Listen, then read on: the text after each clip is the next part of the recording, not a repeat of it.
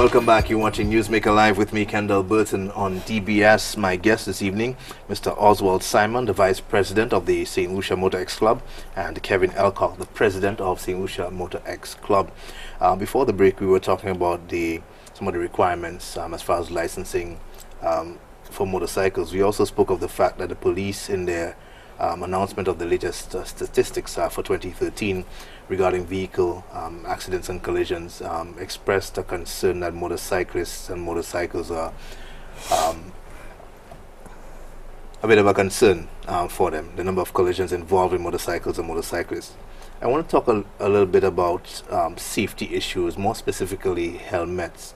I know we spoke with Terrell Compton, one of your former presidents, recently on the issue, and he was talking about the different standards. I know there are a number of them. I know the DOT, the ECE, and the SNELL are the more well-known and more popular ones. Is one better than the other? But before we even get into that, maybe we could talk a little bit about what the DOT and the SNELL and the ECE standards are, and what differentiates them. I'll let you answer that, Bertrand. Go ahead.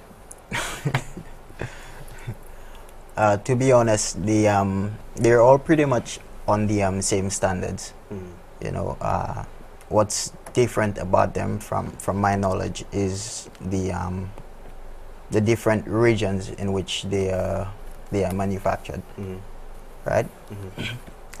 But within our club, especially within our sport of motocross, the DOT and the SNELL, these are two that are very, very popular when it comes to us actually purchasing our safety gear. And some helmets actually are DOT and SNELL DOT approved and SNELL approved. Yeah. Okay.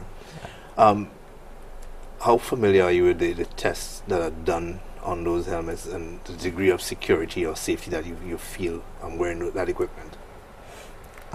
We follow up a lot on the development of safety gear within the sport and within motorcycling on a whole. Every product that drops, you know, they show you the testing phase that they go through with those products, and of course you see some of the top riders, top professionals actually promoting them, so of course you know that they are safe and well approved. Now, Mr. Simon touched on an issue earlier in terms of speed, you know, and the size of bikes when learning.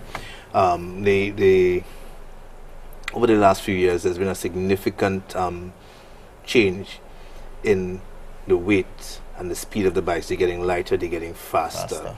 There's a fear that as that happens, that you have less and less beginner bikes being put out there. So the bikes that are coming out are not easy to handle. As you said earlier, you only have 130 something members, so the vast majority of bikers out there are not members of the Motor X Club, not subject to your rules and your regulations and learning the way you've prescribed. Is that a concern for you? Well, we still have 125s, 175 DT. We still have those bikes, and where you can learn on those bikes. They still manufactured bikes that are 125s, 175s, which is very slow when it comes to speed. So we still have bikes where persons can learn on those bikes, and not the fast ones. But do you think that the presence or the existence of the fast ones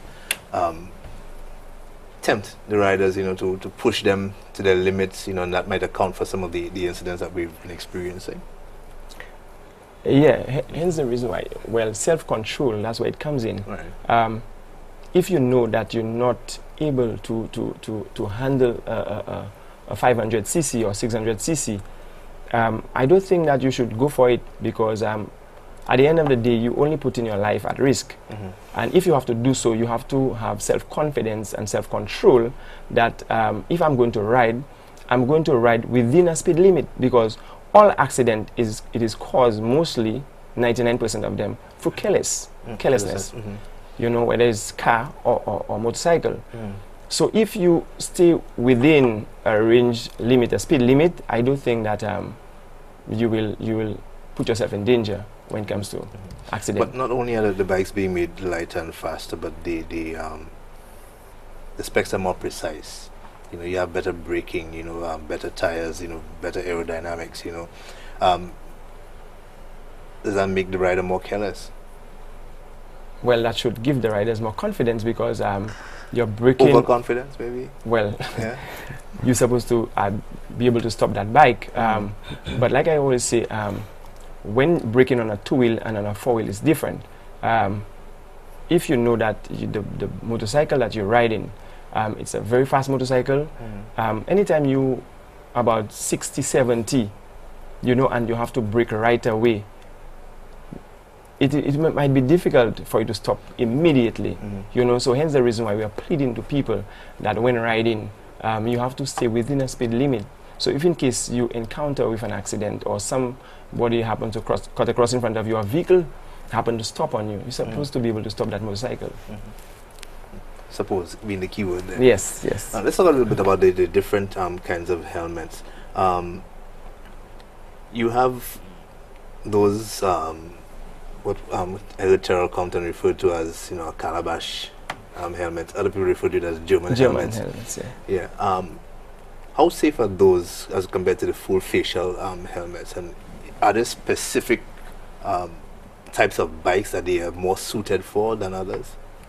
Well, those German helmets are worn by the Germans, of course, and on a cruiser. And a cruiser is a bike, well, yes, they're fast, but mainly for cruising. Whereas on a sport bike, you have to wear a full face helmet, and then it is better because it protects more than the German helmets. Anyway. You want to add anything to that? Yeah, I think I share the same views on that. You know, everybody have their preference as to what they like. Leave it up to me. I personally would never ride with a German helmet. You know, that's a personal preference. That's my opinion. You know, I am not discriminating on anyone out there. But why? But you see, when I ride, like I said earlier on, safety, smartness, discipline. That's what I go by. And for me, safety is usually my number one aspect of it.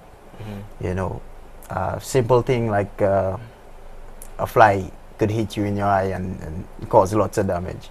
You know, so I prefer riding with a full face helmet. That's just my opinion on it.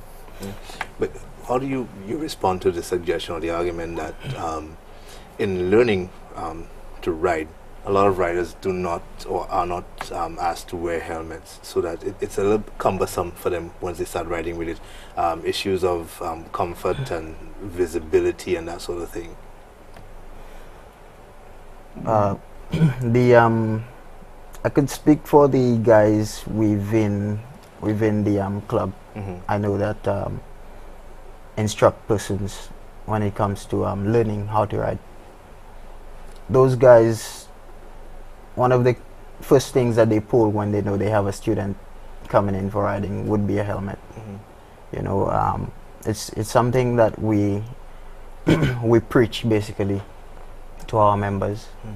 You know, take it for example, if you're moving from point A to point B within our club, we don't allow you to move without a helmet.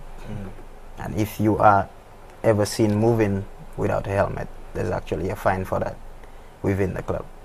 Okay. What are some of the main reasons you think for collisions involving motorcycles?